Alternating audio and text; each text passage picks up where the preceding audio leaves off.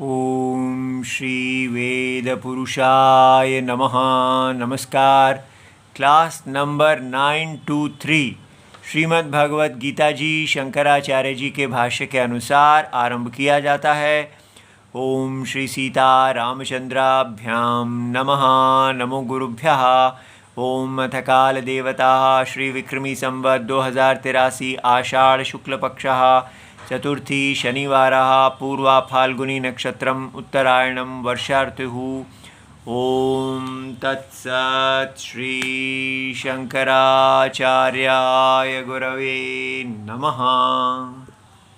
सर्वेन्द्रियगुणाभासं सर्वेन्द्रियविवर्जितम् असक्तं सर्वभृच्चैव निर्गुणं गुणभोक्तृ च।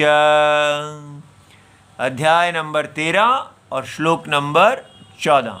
पुस्तक है गीता प्रेस गोरखपुर, बुक नंबर 10, शंकराचार्य जी के भाष्य वाली भगवत गीता जी। अच्छा जी, तो आज हम पूरे उत्साह से इस श्लोक को देखने के लिए तैयार हैं। तो ये श्लोक जी क्या कहते हैं? उपाधिभूत पाणिपादादि इंद्रिय अध्यारोपात् ज्ञेयस्य तद्वत्ताशंका मा भूत् इति एवं अर्थः श्लोक आरंभः। तो शंकराचार्य जी बताते हैं कि पिछले श्लोक में ऐसा कहा गया है कि भगवान सारी की सारी जितने भी सिर हैं, मुख हैं, पानी, पाद, हाथ, पैर, कान, ये सब ये जो ज्ञेय हम आपको बता रहे हैं, जानने योग्य जिसको हम बता रहे हैं, उस जानने योग्य के ये सारे हाथ, पैर, करण उसी के हैं। और वो सब इन सारे करणों को, इंद्रियों को व्याप्त करके वह है, उपलब्ध है। ठीक है, इस प्रकार हमें अस्तित्व का बोध कराया कि अगर आप ऐसा जानते हैं कि हाँ ये इंद्रियां तो हैं जी, तो आप देखिए ये इंद्रियां किसकी हैं, और वो जिसकी है वो वास्तव में इन सारी इंद्रियों में व्याप्त है। तो व्याप्त शब्द समझना चाहिए। व्याप्त, व्याप्य, भाव। भाव माने रिलेशनशिप, संबंध। जिसका बोध कराया जा रहा है, ज्ञेय। भगवान ने कहा मैं आपको ज्ञेय, जानने योग्य एक वस्तु बताऊंगा जिसको जानने पर आप मृत्यु से पार हो जाएंगे, अमृतत्वम। अब वो ज्ञेय बताया जा रहा है कि वो ज्ञान योग्य जो है, वो ये सारी इंद्रियां उपाधिभूत पाणी पाद आदि सारी इंद्रियां, ज्ञान इंद्रियां, कर्म इंद्रियां जो हैं वो इसकी उपाधि हैं। ठीक है, तो ऐसा अध्यारोपाद, तो पीछे ही बताया है कि निष्प्रपंचम अध्यारोप अपवादाभ्याम निष्प्रपंचम प्रपंचते। ऐसा कहा है ये कि सारे शास्त्र का रहस्यम, कैसे शास्त्र में इस ज्ञेय वस्तु को, परम गुह्यम, परम सत्य वस्तु को पढ़ाया जाता है। उसका उपाय दिया है अध्यारोप और अपवाद। पहले उन पे गुण डाल दो और गुण डाल के फिर उन गुणों को हटा दो, ये तरीका है। तो पिछले श्लोक में कौन से गुण डाले गए हैं? उपाधिभूत कहा गया है कि ये सारी इंद्रियां जो हैं, पाणी पाद आदि, ये सब इस जानने योग्य वस्तु का उपाधि है। अर्थात ये इन सब के धारण किए हुए है। कैसे? जैसे रस्सी सांप को धारण करती है, ये याद रखना है। ठीक है, इस प्रकार उस सांप को रस्सी की उपाधि जैसे बताया है, उसी प्रकार यहाँ कहा जा रहा है कि सारी ये इंद्रियां इस ज्ञेय वस्तु की उपाधि हैं। ऐसा अध्यारोपात, जो अध्यारोप किया, तो ज्ञेयस्य, तो जो जानने योग्य वस्तु है, तद्वत्ता आशंका, तब सुनने वाले के मन में आ गया कि वो ज्ञेय वस्तु सारी इंद्रियों को से इंद्रियवान है, ये सारी इंद्रियां उसकी हैं, तो ऐसा लगने लगा। तो फिर लगना तो चाहिए, यही तो कहा था। नहीं, पिछले में कहने का उद्देश्य था अस्तित्व का बोध कराना, कि इंद्रियों में जो अस्तित्व है वो इंद्रियों का नहीं है, इस ज्ञेय वस्तु का है। इस ज्ञेय वस्तु में अस्तित्वम सत्यम है, सत्यम ने इंद्रियों को धारण किया हुआ है, असत्य अविद्या कल्पित इंद्रियों को, ये बताने का उद्देश्य था। तो ऐसा कह के कहा कि अस्तित्वम, ताकि हम समझेंगे कि अस्तित्वम इंद्रियों का नहीं है, अस्तित्वम इस ज्ञेय जानने योग्य वस्तु का है। लेकिन सुनने वाले के मन में आशंका आ सकती है कि ये कह रहे हैं कि सारी इंद्रियां इसकी विशेषण हैं। ऐसा ना हो, मा भूत इति एवं अर्थः श्लोक आरंभा। तो इस अर्थ के लिए, आपकी इस आशंका को दूर करने के लिए यह श्लोक आरंभ किया जाता है। देखिए शंकराचार्य जी की कितनी कृपा है, एक श्लोक को दूसरे श्लोक से वो जोड़ते हैं, इसको बोलते हैं संबंध भाष्यम। तो क्या कहा भगवान ने, जिस ज्ञेय वस्तु को मैं बता रहा हूं, हम बता रहे हैं, वो सर्व इंद्रिय गुण आभासम, सर्वेंद्रिय गुण आभासम, माने सर्वाणी च तानि इंद्रियाणि। तो जितनी भी इंद्रियां हैं, तो वो कौन कौन सी होती हैं? एक विभाग है श्रोत्रादीनि, जो श्रोत्र आदि हैं उनको, और वो क्या कहलाती हैं? बुद्धि इंद्रिय। और तो श्रोत्र आदि में ज्ञान इंद्रियां और कर्म इंद्रियां दोनों आ जाती हैं, इसलिए बुद्धि इंद्रियां और कर्म इंद्रियां आख्यानी। तो 10 हो गई। क्या इतना ही कहना चाह रहे हैं भगवान? नहीं, अंतःकरणे, अंतःकरण जो है हमारा, तो ये बहिर्करणम है, बाहर का करण है ये इंद्रियां, और इसकी तुलना में इसको अंतःकरण कहते हैं। ठीक है,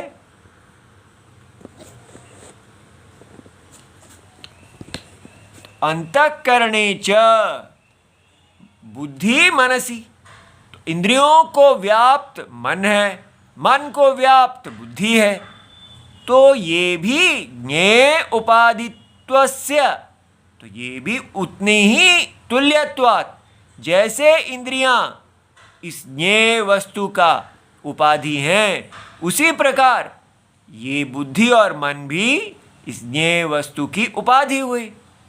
तो जब भगवान ने यहाँ कहा सर्वेंद्रिय गुणा आभासम, तो उसका अर्थ क्या हुआ? सर्व का मतलब हुआ कि सर्वेंद्रिय ग्रहणेन गृह्यते। जब सर्वेंद्रिय कहा तो फिर बाह्य इंद्रियां 10, कर्मेंद्रियां 5 और ज्ञानेंद्रियां 5 और मन और बुद्धि, ये सब इसके अंदर आ गई।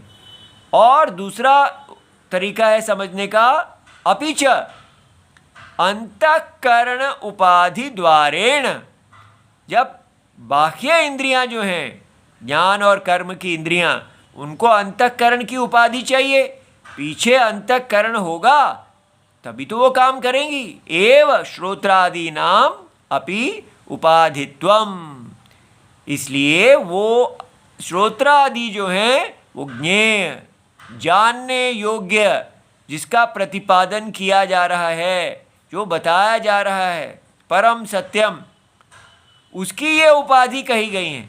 तो जब ऐसा कहा जाता है तो अंतःकरण तो अपने आप आ ही जाता है इंद्रियों के पीछे।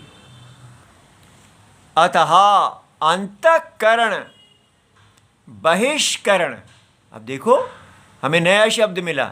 अभी तक अंतःकरण हम समझते थे अंदर का जो करण है वो मन और बुद्धि है, और बहिष्करण जो बाहर की हमारे ज्ञान इंद्रियां और कर्म इंद्रियां हैं वो करण है।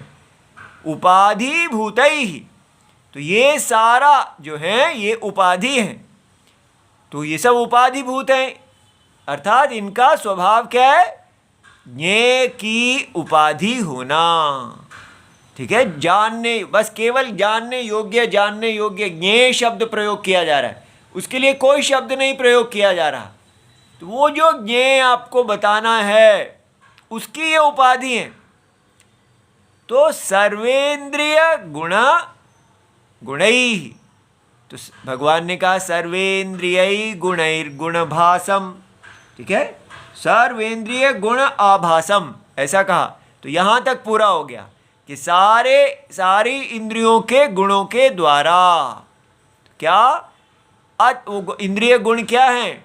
अध्यवसाय, तो बुद्धि जो है वो निश्चय करती है, और मन क्या करते हैं? संकल्प करते हैं। संकल्प, और जो कर्मेंद्रियां श्रवण, ठीक है, ज्ञानेंद्रियां श्रवण सुनने का काम करती हैं इत्यादि, और कर्मेंद्रियां वचन बोलने का, जिह्वा आदि आदि भी। इस प्रकार सबके अपने अपने गुण हो गए। तो उन गुणों के द्वारा अवभासते, ये गुणों के द्वारा युक्त हुआ ऐसा लगता है। ठीक है, लगता है कि ये जो जानने योग्य क्षेत्रज्ञ है ये सारे इस क्षेत्रों के गुणों के साथ है। ठीक है, हम जब भी समझते हैं कि ये शरीर में जो क्षेत्रज्ञ है ये इन सारी इंद्रियों के गुणों के साथ उपलब्ध है, इति सर्व इंद्रिय गुणाभासम। तो सारी इंद्रियों के गुणों के साथ आभासित हो रहा है। तो सर्वेंद्रिय इंद्रिय व्यापार ही, तो सारी इंद्रियां का जो व्यापार है वो क्या था? अध्यवसाय, निश्चय करना, संकल्प, श्रवण आदि सब उनके द्वारा व्यापृतमेव, ऐसे लगता है जैसे ये आत्मा ही निश्चय कर रहा है बुद्धि के अंदर, और यही आत्मा मन के अंदर संकल्प विकल्प कर रहा है, ये करूं मैं नहीं करूं, और यही कानों में सुन रहा है और जिह्वा के अंदर बोल रहा है। ठीक है, तो व्यापार कर रहा है, लेकिन व्यापृतम इव वास्तव में देखा जाए तो नहीं कर रहा है, क्योंकि ये तो सारे को धारण किए हुए है। तो जैसे रस्सी जो है सांप को धारण करते हुए लगता है रस्सी ही चूहे खा रही है, सबको डस रही है, लेकिन वास्तव में वो कोई व्यापार नहीं कर रही। तो व्यापृतम एव तज्ञेयम इत्यर्थः। इस प्रकार पहले भगवान ने कहा कि सर्वेंद्रिय गुणाभासम, सारी इंद्रियों के व्यापार जो गुण हैं वो सब इस ज्ञेय क्षेत्रज्ञ में आभासित होते हैं, ऐसा लगता है। ठीक है, तो ये बात समझ में आ रही, इतना हमें समझ में आना चाहिए कैसे हमें धीरे धीरे अंदर ले जाया जा रहा है। तो उसके लिए बृहदारण्यकोपनिषद की श्रुति वेद हैं वो वाक्य कहा जाता है। तो वहाँ कहते हैं ध्यायति इव लेलायति इव। ठीक है, जैसे ये ध्यान करता है और ये कार्य करता है, इस प्रकार क्रियाशील है। तो इति श्रुते है, ऐसा बृहदारण्यकोपनिषद में कहा गया, लेकिन इव लगाया है, माने ध्यान करता हुआ भी नहीं करता है। ठीक है, चेष्टा करता हुआ भी नहीं करता है। ऐसे भगवान ने वहाँ बोध कराया है। अब प्रश्न होता है जी, कस्मात् पुनः, ये क्या बात है? कस्मात् पुनः कारणात् न व्यापृतम एव इति गृह्यते इति अतः आह। ऐसा क्यों कहते हैं कि ध्यान करता हुआ सा दिखता है? सीधा कहना चाहिए भाई ध्यान करता है। जब हम अपने अंदर देखते हैं तो ये सब जो अंतःकरण का ध्यान करना, चेष्टा करना, ये सारी जो हमारी क्रियाएं हैं, ये हम ही तो कर रहे हैं। तो आत्मा जो क्षेत्रज्ञ हैं, हमें कहना चाहिए ये उसी की है। कस्मात् पुनः कारणात्, क्या कारण है कि हम ना व्यापृतम एव, कि ये उसका व्यापार नहीं है। ये इव शब्द क्यों लगा रहे हैं? कि लगता हुआ, व्यापार करता हुआ दिखता है। तो उसके लिए भगवान कहते हैं, अगला शब्द देखिए, पहले कहा सर्वेंद्रिय गुणाभासम और दूसरा शब्द कहा सर्वेंद्रिय विवर्जितम। देखा, अध्यारोप अपवाद। अब उतना बोध करा दिया आपको कि ये इंद्रियों के अंदर सारे व्यापार सा करता हुआ दिख रहा है, लेकिन अगले में क्या कहा? अपवाद वाक्य, कि सारी इंद्रियां से विवर्जित है, पूरी तरह विवर्जित, सर्वकरण रहितम। इसकी तो कोई, ना तो इसका सिर है ना इसका पैर है। अरे भाई, आप कह रहे हैं भगवान का सिर पैर नहीं है। ठीक है, तो भगवान का कोई भी कर्मेंद्रियां नहीं है, ज्ञानेंद्रियां नहीं है, कोई मन नहीं है, कोई बुद्धि नहीं है, इत्यर्थ। सर्वकर्ण रहितम, ये सब है ही नहीं उनका। तो ये क्या कह रहे हैं भाई? अतः न कर्ण व्यापार ही व्यापृतम, इसलिए कर्णों का जो व्यापार है, निश्चय करना, अध्यवसाय, संकल्प, मन इत्यादि, चलना फिरना, सब सारी क्रियाएं, मानसिक, बाह्य, आंतरिक, वो सारी क्रियाएं जो हैं, क्योंकि इसकी इंद्रियां ही नहीं है, तो ये सारी क्रियाएं नहीं करते हैं। देखा? और ये हम और कोई नहीं है, कोई जादू नहीं किया जा रहा, हम अपने आप को ही देख रहे हैं। लेकिन ये ऐसा हो कैसे जाता है? एक बीच में धागा है, अगर उसको छोड़ दिया सब चौपट हो जाएगा। और वो क्या है? अविद्या कल्पित। ये उपाधि अविद्या कल्पित है, अविद्या के द्वारा स्थापित की गई है।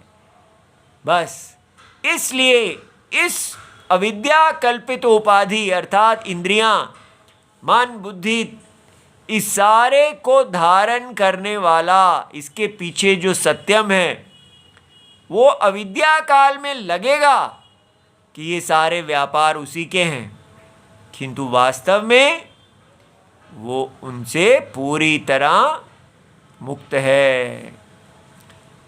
तो अब भगवान श्वेताश्वरोपनिषद की ये दिखाते हैं, यत्तु अयम मंत्र, ऐसा मंत्र है, अपाणिपादो जवनो गृहीता पश्यत्य चक्षुष शृणोत्य कर्णः। अपाणिपादः, ना तो उसका कोई हाथ है ना पैर है, लेकिन बहुत तेज भागता है। च्यवन है वो, और तो पैर नहीं होने पर भागता है और हाथ नहीं होने पर ग्रहण करता है। कितना अजीब है जी। ठीक है, तो और पश्यति अचक्षु, कोई आंखें नहीं है, दिखता है। स शृणोति, वो सुनता है, लेकिन कोई कर्ण नहीं है, कान ही नहीं है। ठीक है, तो ये तो बड़ा अजीब है भाई, ऐसा तो कभी सुना ही नहीं। लेकिन ये किसी एलियन का वर्णन नहीं किया जा रहा, कोई प्लेनेट मार्स से आया है, ये स्वयं हमारा है। और इसी समय आपको देखना है, आपके हाथ पैर में जो ये उपलब्ध है, ये वस्तु, क्षेत्रज्ञ वही भागता हुआ दिखता है, वही ग्रहण करता है हाथ से, वही देखता हुआ दिखता है, लेकिन वास्तव में वो अव्यापृत है, कोई व्यापार नहीं करता। आप अभी भी अपने आप को कह सकते हैं मैं अपाणिपाद हूं, ना मेरा हाथ है ना पैर है, फिर भी मैं देखता हूं। यह अब मंत्र आपको प्रकाशित कर रहा है और हमें दिखना चाहिए और आश्चर्य होना चाहिए, अरे भाई ये क्या बात कह दी हमारे बारे में। ठीक है, सुनते हुए भी हम कहते हैं कि मैं नहीं सुन रहा हूं, वो तो हमेशा ही होता है, नहीं वो नहीं, वास्तव में कि हम आत्मा जो है वो कैसे सुन सकता है? क्यों नहीं सुन सकता? क्योंकि सत्य अगर असत्य को पहनेगा तो क्या सत्य वो क्रिया करने लगेगा? क्या रस्सी चूहे खाने लगेगी अगर सांप चूहा खाता है? ठीक है, इत्यादि सह सर्वेंद्रिय उपाधि गुण आनुगुण्य भजन शक्तिमत। अब देखिए बहुत गहरी बात, तज्ञेयम वो जो क्षेत्रज्ञ, ज्ञेय जानने योग्य क्षेत्रज्ञ जिसका बोध कराया जा रहा है, वो सारी इंद्रियों की जो उपाधि के गुण हैं, बुद्धि का गुण है अध्यवसाय निश्चय करना, मन का गुण है संकल्प करना, सबके अपने अपने जो गुण हैं उनके आनुगुण्य, उनके गुणों के अनुसार भजन शक्ति, वही ये बुद्धि के अंदर प्रविष्ट हुआ, निश्चय करने लगता है, मन के अंदर संकल्प कर रहा है, पैरों में चलने का कार्य करने लगता है, तो भजन उसी के अनुसार शक्ति है। ये शक्ति क्या होती है? अविद्या कल्पित। यह याद रखना है, अगर आपने इसको वास्तविक शक्ति बना दिया तो फिर ये परिच्छिन्न हो जाएगा, अपनी शक्ति से बात छोटा हो जाएगा, लिमिटेड हो जाएगा। लेकिन ये शक्ति कैसी है? अविद्या कल्पित नाम रूप। जैसे स्वप्न में आप रोज कहते हैं मैं तो आज बहुत भाग के आया हूं स्वप्न में, लेकिन वास्तव में कहते हैं मैं तो नहीं भागा। क्यों? क्योंकि आप जो ज्ञान स्वरूप आत्मा हैं, स्वप्न के नगरी की उपाधि को आपने धारण किया और उस उपाधि से खूब दौड़े भागे, लेकिन उससे आप नहीं दौड़े। ठीक है, तज्ञेयम वो जानने योग्य है। तो इस प्रकार आपने देखना है, वो आत्मा हर इंद्रियों में वो अलग अलग कार्य सा करता हुआ दिख रहा है। ये कैसे हो जाता है? ठीक है, तो सत्य असत्य को धारण करेगा तो ऐसा होगा, इसमें कोई भी जादू नहीं है। वही रस्सी सांप के मुंह में चबाएगी, पूंछ में पूंछ का काम करेगी, पेट में पेट का काम करेगी, लेकिन करते हुए भी केवल आनुगुण्य भजन शक्ति। ये सत्य का रूप है, स्वरूप है। इति एवं प्रदर्शनार्थ, ये समझाने के लिए, इस प्रकार सत्य का दर्शन कराने के लिए, न तो साक्षात एव। इसलिए जब श्रुति ऐसा बोलती हैं कि अपाणिपादः जवनः गृहीता, तो ये इसका कोई ये नहीं है कि साक्षात आपको कहा जा रहा है कि वो भागता है, जवनादि क्रियावत त्व प्रदर्शनार्थम। ठीक है, ये क्रियाएं क्योंकि श्रुति ने कह दिया है तो हम कहेंगे देखिए जी यहाँ कह रहा तो दोनों हैं उसके अंदर। इसका उद्देश्य केवल ये दिखाना है कि वो सर्वेंद्रिय उपाधि गुण आनुगुण्य भजन शक्ति है उसमें, बस। लेकिन वो दोनों, ये नहीं है कि इंद्रियां उसकी नहीं है और फिर भी वो कार्य करता है। ये बात आपको समझ में आ गई? ये समझाने के लिए नहीं, ऐसे उल्टे तरीके से क्यों समझाते हैं? उल्टा तरीका नहीं है, क्योंकि हम समझ रहे हैं कि जिसको हम कर्ता समझ रहे हैं तो कहा जा रहा है वो कर्ता इव है।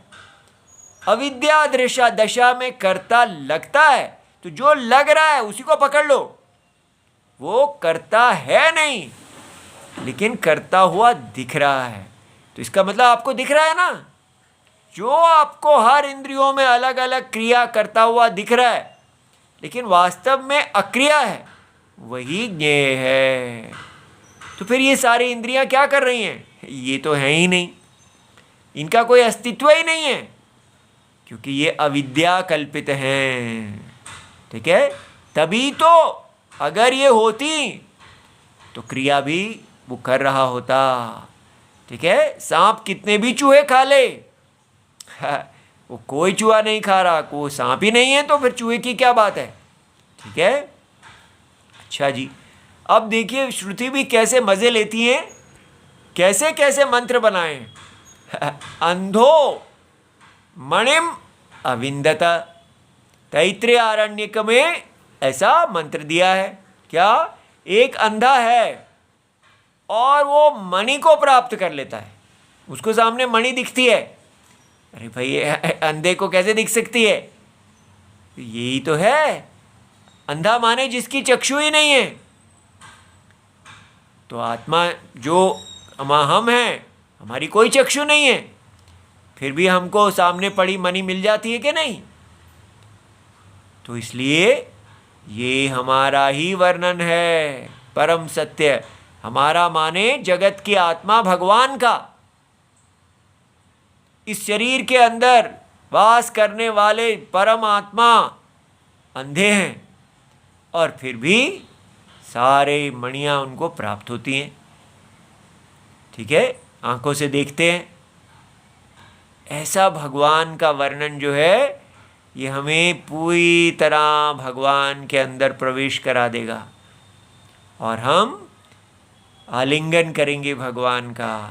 इतना खुशी मिलेगी, खुशी मिली ऐसी इत्यादि मंत्र अर्थवत तस्य मंत्रस्य अर्थः। इसलिए इस मंत्र के अर्थ को ठीक प्रकार से समझना चाहिए। देखो, अगर जो नई शास्त्र में जो परंपरा, गुरु परंपरा है, उसको नहीं समझते होंगे तो कहेंगे ये श्रुति तो क्या कह रही हैं। कई अंग्रेज हैं, वो बिना शास्त्र परंपरा के लिखते हैं, वो कहते हैं it's a प्रैटलिंग of a child, बच्चा है जो ऐसे करके उलट पुलट बोल रहा है, कोई अर्थ ही नहीं निकलता। अंधा अंधे को मणि प्राप्त हुई, ये क्या है? तो उन्होंने बिना गुरु परंपरा के पढ़ने की कोशिश की और उनको कोई अर्थ दिखा ही नहीं। तो हम कहाँ से गुरु परंपरा प्राप्त करेंगे? राम जी, बस ये सबसे बड़ी बात है सनातन धर्म की। कोई भी कुछ भी हो जाए, राम जी हैं हर परिस्थिति में नंबर 1 मूल। ये जिसका वर्णन किया जा रहा है वो हैं और सदा उपलब्ध हैं। कितना भी पाप कर दें, कितना भी गिर जाएं, राम जी सदा उपलब्ध हैं, गुरु रूप में, हर रूप में। इसलिए कभी भी घबराना नहीं है। यस्मात् सर्वकर्ण वर्जितम ज्ञेयम, तो तस्मात् असक्तम। अगला शब्द क्या? सर्वश्लेष वर्जितम, असक्त। ये नारायण जगत के परम सत्यम, ये सारे कर्ण इनके नहीं हैं, तो फिर कर्ण नहीं है तो इंद्रियों के विषयों में कोई शक्ति ही नहीं होगी। अब आप देख रहे हैं अमानित्वम, इसको जब देखते हैं तो अपने आप ही सब वैराग्य अरति आती है कि आत्मा में ही तुष्टि मिल रही है, तो इधर उधर कहाँ देखना। सत्य में स्वयं तुष्टि है भगवान की। ठीक है, इसलिए असक्त है भगवान। तो इसलिए आसक्ति ऐसे नहीं, मुझे आज से किसी इंद्रियों के विषयों में नहीं देखना है, ऐसे नहीं। कैसे आत्मा नित्य असक्त है, इंद्रियां ही नहीं है तो इंद्रियों के विषयों में शक्ति कैसे होगी? यद्यपि एवं तथापि सर्वभृत, लेकिन लो जी, ऐसे होते हुए भी ये ज्ञेय क्या है? सारे जगत को, सारे जगत उपाधि क्षेत्रम को धारण करने वाला, सर्वभृत च एव। ये कैसे? क्योंकि सद आस्पदम ही सर्वम सर्वत्र सद्बुद्धि अनुगमात। क्योंकि सारा जहां देखा गया है कि सद वस्तु ही आस्पद होती है, जहां पर भी सद्बुद्धि होगी वो सद वस्तु के कारण ही होगी, नहीं मृग तृष्णिका आदया। अब मृग तृष्णिका है कि आपको सूखी भूमि में आपको जल दिख रहा है, तो उसमें तो सद्बुद्धि नहीं होनी चाहिए थी, वो तो झूठ है। अपि निरास्पदाः भवन्ति, लेकिन उसके नीचे जो सद वस्तु है उसके कारण इसमें आपको सद्बुद्धि दिखेगी। ठीक है, अब अविचार अविवेक काल में, इसलिए ये सारे जगत में सद्वस्तु व्याप्त होने के कारण हम कहते हैं सद्वस्तु परम सत्य ही भगवान ही इस सारे जगत उपाधि को भरण कर रहे हैं, धारण किए हुए हैं। अतः सर्वभृत सर्व बिभर्ति इति। ठीक है, कितना सुंदर है। अब केवल 2 शब्द रह गए, निर्गुणम गुण भोक्तृ च, उनको कल देखेंगे। ओम नमो भगवते वासुदेवाय। प्रणाम।